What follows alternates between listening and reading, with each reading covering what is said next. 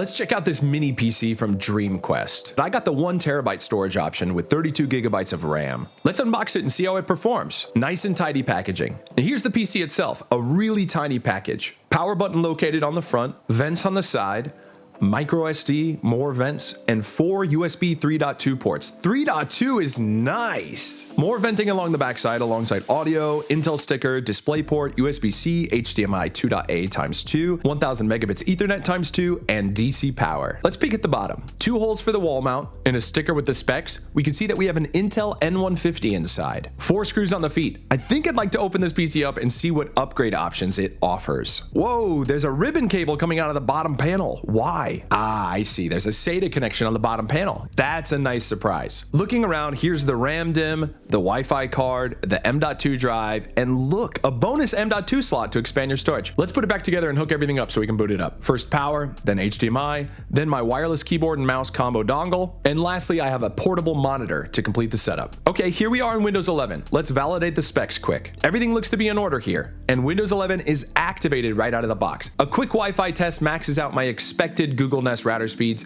Excellent. Without a dedicated GPU, I'm not expecting too much out of this machine, but I'm still curious. Okay, first set of results. A score of 312 for DirectX 12, average of 2 frames per second. Yeah, so not playable for many modern titles. The next benchmark, Wildlife, with a 3615 total score and a almost playable 21 frames per second, is meant more for mobile gaming hardware. For the storage, I ran Crystal Disk Mark, which shows about 500 megabytes per second read-write speeds, which is on the low end for modern SSDs, but serviceable. And the numbers from the 3D Mark storage test show that the SSD would be the first thing I replace on this machine. Okay, let's jump into some game tests. Connect our PS5 controller over Bluetooth and jump into some retro emulators. I couldn't miss a chance to play some Dreamcast on the Dreamquest. It was just meant to be. Flawless performance, no hitching or drop frames, and super responsive on the Bluetooth. No noticeable latency. Huge pass. Same story with the PS2. It's flawless. Another pass. Sadly, the PS3 is where we hit our limit, running way under playable frame rates. Fail. Lastly, let's see how Fortnite holds up. I'll drop the settings down to their lowest, and it's kind of playable, hovering around 40 frames per second. But the shader compilation stutters are wild out of the gate. It's making it impossible to survive on the map. However, once I capped the FPS to 30 and reloaded in an area where I had already completed shader compilation, I was actually able to get a few eliminations. Last test is 4K video playback on YouTube, and this machine crushes it. So what's the verdict? Well, if you're in the market for a mini PC around $300 that can handle 4K video playback, lightweight FPS gaming, daily office tasks, and emulation up to PS2, then this is an excellent choice. The only change I'd make is upgrade the hard drive for a little extra speed. You can find this machine on Amazon or on the Dreamquest website.